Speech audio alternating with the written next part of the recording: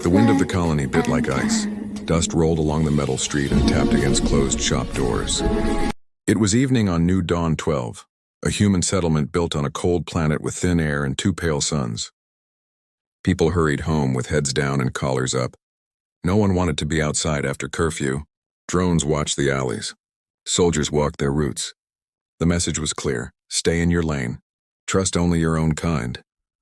Mira held a warm food tray in both hands. She was small, 8 years old, with dark hair tied in a tight braid.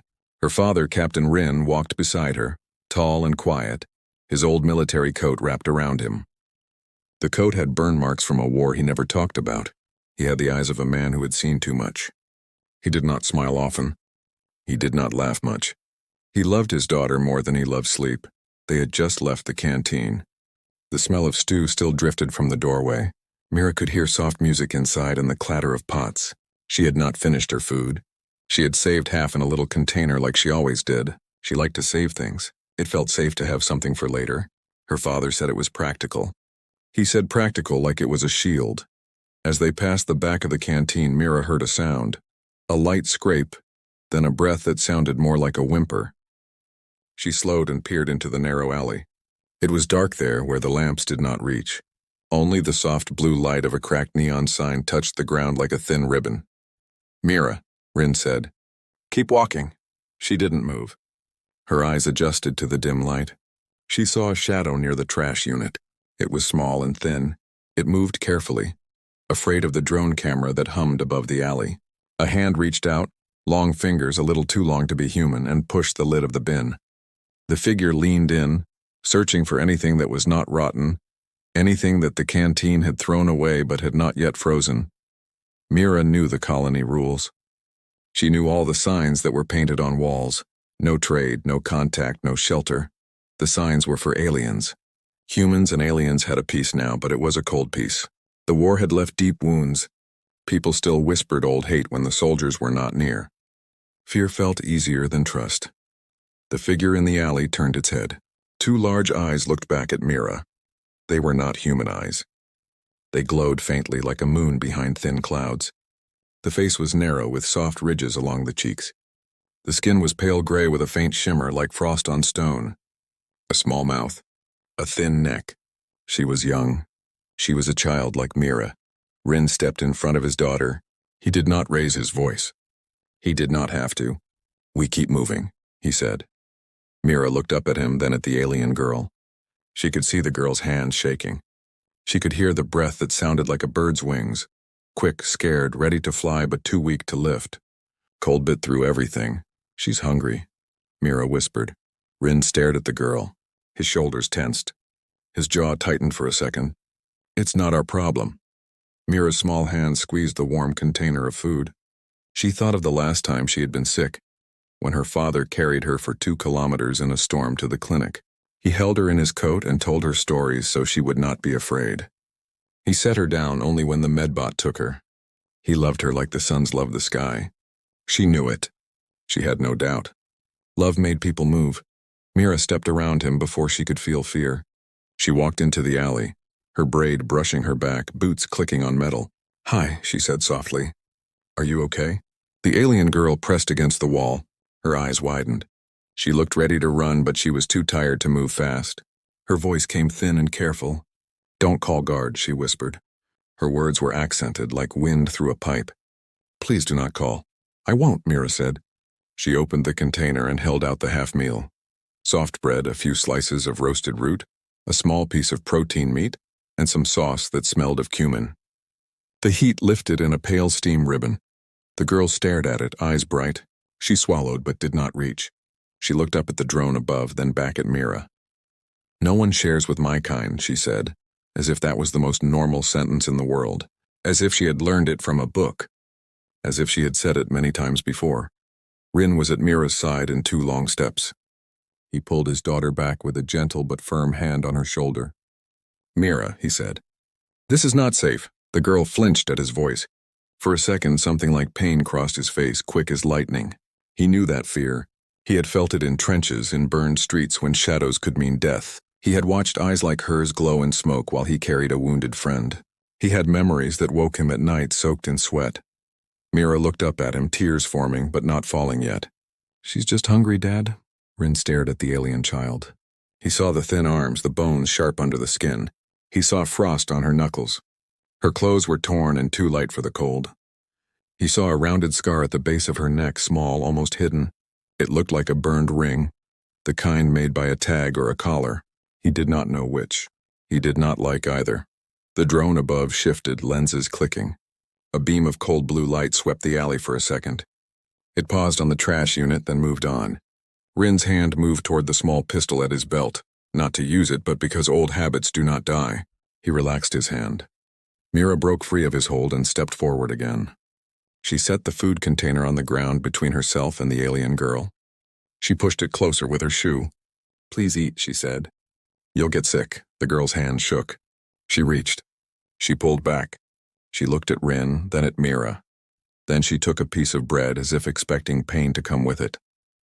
She brought it to her mouth and chewed carefully, like the bread might disappear if she rushed. Tears sprang into her glowing eyes. She wiped them with the back of her hand, embarrassed. "What's your name?" Mira asked. The girl swallowed. "Lyra," she said. "My name is Lyra." "Mira," Mira said, pointing at herself and then pointed at her father. "Captain Rin, my dad." Lyra's eyes flicked to Rin again.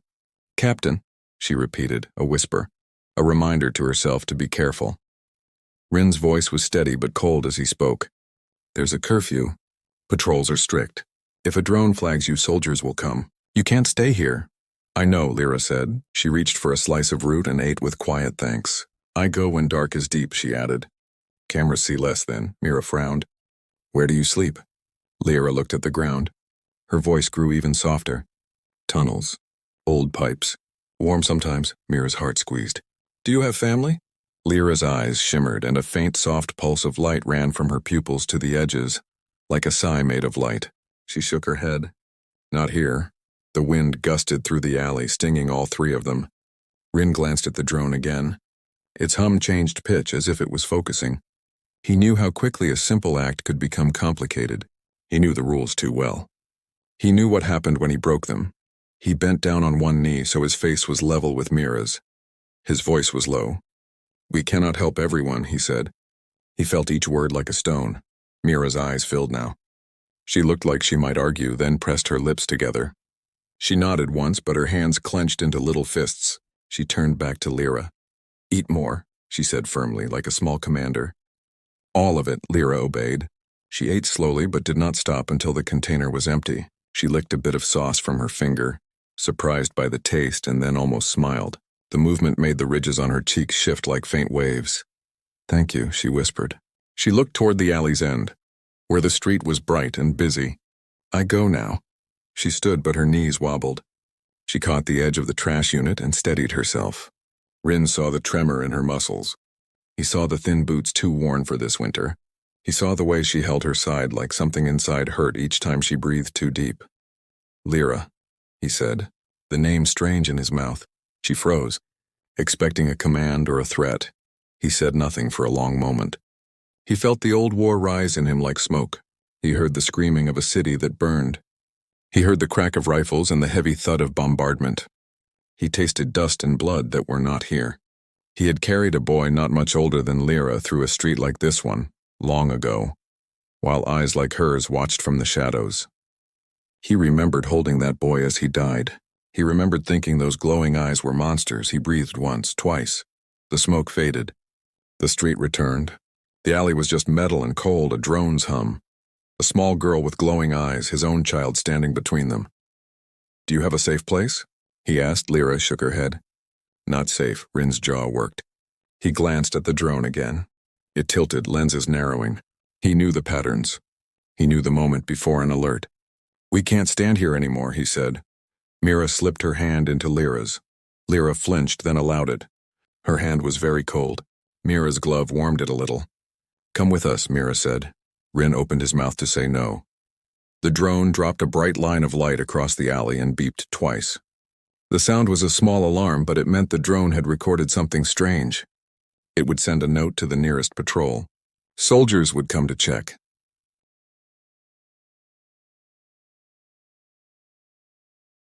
Rin stood. He looked at the open street. At the path home, at the side door of the canteen just meters away, he made a decision he would not have made yesterday. He stepped forward, took the empty container, and handed it to Mira. "Move," he said. "Now." They went to the canteen side door. Rin knocked twice in a pattern the cook would know. The door opened. A tired woman with flour on her hands peered out. "Captain," she said. "We're closing." "Boil water," Rin said quietly. "And forget you saw us." The woman's eyes moved past him. She saw Lyra. For a second her mouth tightened, then she sighed. "Kitchen," she said, and stepped aside. Inside, heat greeted them like a soft blanket. The smells of spice and broth wrapped around the cold and squeezed it out. Rin closed the door and slid a bar across it. He led them through a narrow hall into the small staff kitchen. A pot of water already simmered. The cook moved with quick hands, a clean cloth, a chipped mug, a spoon, a small bowl of salt. Mira helped Lyra sit on a stool. Lyra trembled as the heat reached her bones. She pulled her thin coat tight. Her eyes darted, ready to run if a uniform appeared.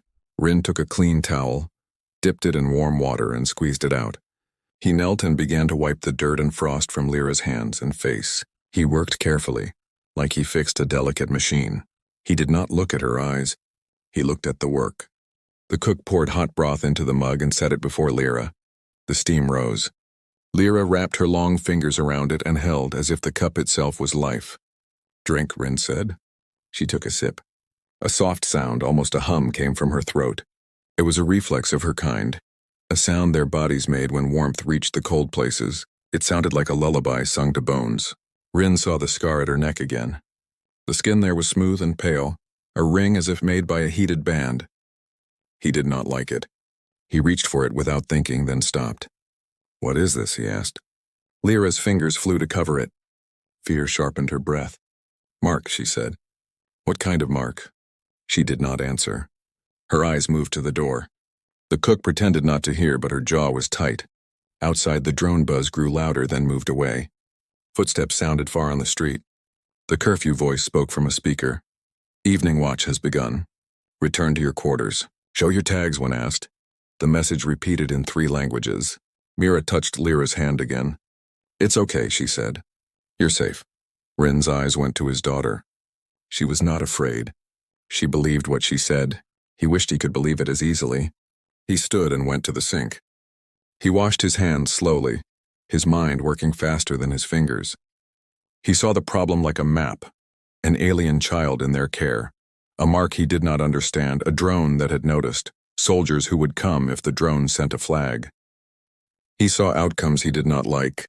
He saw a choice he did not want to make. The door rattled once. All 3 of them froze. The cook moved to the peephole and looked. She relaxed, then frowned. "It's just old Mr. Dell," she said. "Forgot his hat." Rin let out a breath he did not know he held. He walked back to Lyra. "You cannot go back to the alley tonight," he said. "Not after the drone."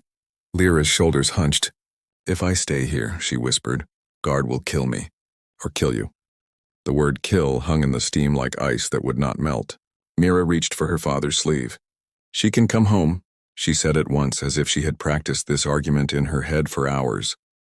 "Just for one night, please." Rin looked at her. He looked at Lyra. He heard the war again, but it sounded farther this time, like thunder far off. He placed his hand over Mira's small hand. He turned to the cook. "We need a scarf and a hat," he said. "Something that covers the face." The cook nodded without surprise and went to the back room. She returned with an old wool scarf and a knit cap with a faded logo. "These belonged to my boy when he was small," she said, not meeting Lyra's eyes. "He moved to the inner ring years ago." Her voice cracked on the last word. She covered it with a cough. "They'll do." Rin wrapped the scarf around Lyra's lower face. He pulled the cap down over her ridged cheeks so only her eyes showed. He stepped back and looked. To anyone moving fast in the cold, she could look like a human child who had grown too tall too fast. He opened the back door a crack and listened to the street. "Quiet for now." He turned to Lyra. "We walk close. No talking. If a patrol stops us, you keep your head down. I will speak." Lyra nodded. Trust and fear struggled in her eyes like 2 small animals. She stood, still weak but steadier. She looked at Mira. "Thank you," she said again, the words heavy with more than hunger. Mira smiled. We'll give you more soup at home, she said. And a blanket. My blanket is very soft. Rin placed a hand on both girls' shoulders, one human and one alien. He did not notice the difference in that moment. He felt their bones under his palms. He felt their small weight. He felt the old coat around him and the heavy night outside and the map of problems in his head. And still he chose. They slipped into the cold. The door closed behind them. The alley was empty. The drone's hum was distant now. Footsteps echoed somewhere on a parallel street. The pale suns had gone and a thin blue night had fallen. Lights from windows made stripes on the ground. Rin led them along the wall and turned into a narrow service lane that workers used in the day. He knew every back way in this district. He had patrolled it for years. He used that knowledge now, not to trap someone, but to protect someone. Halfway to their building, Lyra stumbled. Rin caught her with one strong arm. For a second, her scarf slipped, and the blue glow of her eyes showed plain in the dark. A sensor light snapped on above them. Rin pulled the scarf up fast. Mira pressed close, small and brave. They reached the back stairs of their housing block. Rin keyed the door. The lock clicked open. He ushered them in and closed it softly. The hallway was empty. He moved fast and sure, up one flight, then another. He held Lyra's elbow when she slowed. At their door, he paused to listen. Nothing. He opened. They went inside. Heat from the small heater filled the room. The place was neat and simple. 2 chairs, 1 table, a shelf of books, a wall with tools, a small kitchen, a short hall to 2 bedrooms. The windows had thick curtains. A single plant reached toward the light of a lamp, stubborn and green. Mira ran to her room. She came back with a blanket, pink and soft, covered with tiny stars. She held it out. Lyra touched it like it might break. Mira wrapped it around her shoulders with care. Lyra sank into the nearest chair, the blanket high under her chin. Rin locked the door and slid the second bolt that only they used. He checked the window sensors. He turned on a small jammer that made the house look like a quiet, empty shell on most scans. Then he stood still, hands on the back of a chair, and looked at the alien child in his home. He had brought the war into his safe place. He had also brought something else. Mira moved to the kitchen. I can heat soup, she said. Rin nodded. His voice was low. Do it. Lyra watched him as if waiting for him to change his mind. He did not. He stepped closer and after a long second, he spoke the simple question he knew would change everything. What happened to you, Lyra? He asked. She held the blanket tighter. Her eyes glowed faintly, the light of a tired moon. She hesitated, then turned her head slightly to show the mark at her neck. They put a ring on me, she whispered. Then they took it off. I ran. Now they hunt. The heater hummed. The soup began to bubble. Mira stirred, her braid swinging. Outside, the night pressed its cold face against the glass. Rin looked at the mark and a deep, quiet anger woke in him. Cleaner than hate, sharper than fear. It was not the wild anger of battle. It was the steady anger of a father who understands the cost of doing nothing. He pulled the second chair close and sat across from Lyra. Eat, he said gently. Then we talk. And the night, thin and blue, listened.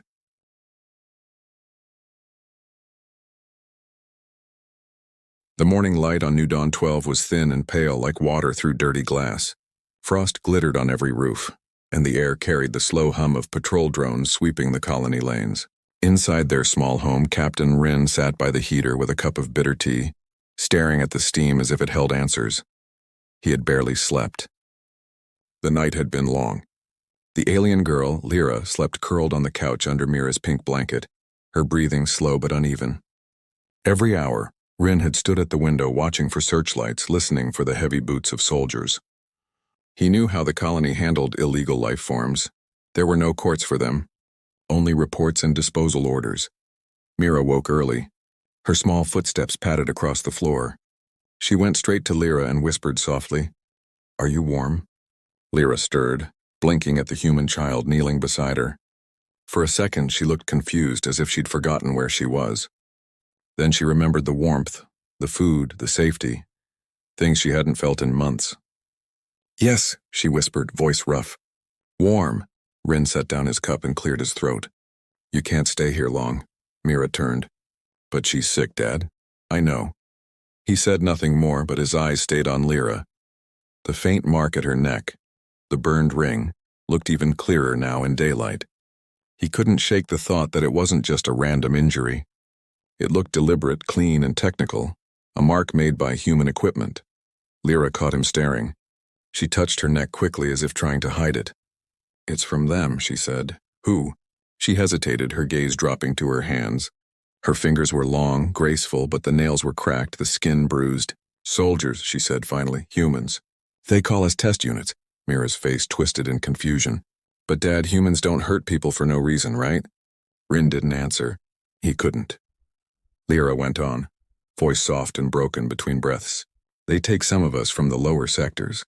Say it's for health tests, but we never come back. I ran. I ran before they made the cut." Rin's stomach turned. He had seen such projects before, secret units buried under layers of science for peace. He had followed orders once. Orders that looked noble on paper but left villages burned in silence. He stood suddenly and began to pace. "The patrols are searching for you," he said. "That drone last night, and it flagged something. If your mark pings on their scanners, they'll know you're here."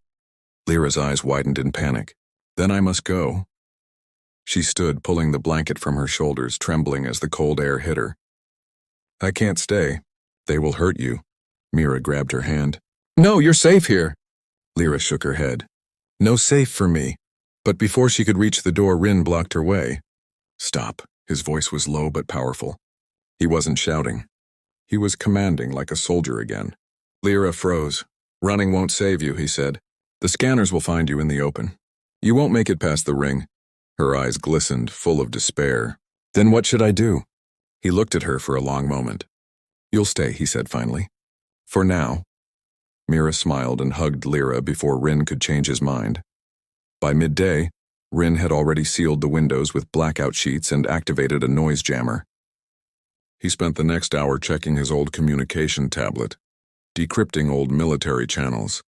Most were blocked, but one open frequency caught his attention, a security notice. "All units be advised. Test subject LX9 missing from Sector 3. Suspected theft or harboring by human civilians. Immediate search authorized. Reward for report." Rin's blood went cold. LX9, Lyra. They had a name for her, and it wasn't a name. It was a code. He turned off the tablet. The signal was enough to tell him everything he needed. The hunt had started. When evening came, the world outside glowed with icy blue light. Patrol trucks rolled along the streets. Loudspeakers barked orders. All citizens remain indoors. Inspections in progress. Mira and Lyra crouched behind the curtain, watching from the gap. Two soldiers walked by, their rifles slung across their chests. One of them carried a small scanner device. It emitted short pulses of green light. "Dad," Mira whispered. "They're close." Rin's mind raced. He turned to Lyra. "Those marks on your neck, and are they traceable?" Lyra nodded slowly. "The tag is inside. Small metal piece. Under skin." Rin clenched his jaw. That was it, the beacon. He could jam cameras, fake energy readings. But if that beacon started transmitting, they'd be dead. He went to his tool cabinet and pulled out a small surgical kit, one he had used years ago to treat field wounds. He set it on the table. "Sit," he told Lyra. Her eyes widened in fear. "What are you doing?" "Removing it." Mira's mouth fell open. "Dad, you're going to hurt her." "I'll be careful." He washed his hands in boiled water. He poured disinfectant over a blade, and the smell filled the room like sharp fire. Lyra trembled but obeyed. She pulled her hair aside, exposing the faint circle. Her voice was a whisper. "It will bleed blue." He hesitated. Then, with surgeon's precision, he made a small cut. She didn't scream, just bit her lip and gripped the table hard. A few drops of glowing blue blood slid down her neck like light through water. Inside the wound, a tiny metal shard glimmered, no larger than a rice grain. He plucked it out with tweezers and dropped it into a lead box. The jammer hummed as the signal cut off. Lyra gasped, then slumped forward, dizzy but alive. Rin pressed a clean cloth to the wound. "Hold that," she did. Her fingers were shaking. When he looked up, Mira was watching with tears in her eyes. "You saved her," she whispered. He didn't answer. He wasn't sure what he had just done, saved a child or doomed them all. Hours later, a knock rattled the front door. 3 short bangs, then a pause. Then one long. The soldier's pattern. Rin froze. Mira looked at him in panic. He gestured silently. "Hide her." Mira grabbed Lyra's hand and pulled her toward her bedroom. They slid under the bed, covering themselves with blankets. Lyra's glowing eyes dimmed as she forced them closed. Rin straightened his coat, forced his breathing calm, and opened the door. 2 soldiers stood outside. Their armor gleamed in the light. The taller one held a scanner in his hand. "Captain Rin," the soldier said, voice flat. "Inspection order. Routine check for unauthorized life forms." Rin nodded calmly. "Come in." The soldiers entered, scanning the room. The beeping device swept left to right, flashing green with every movement.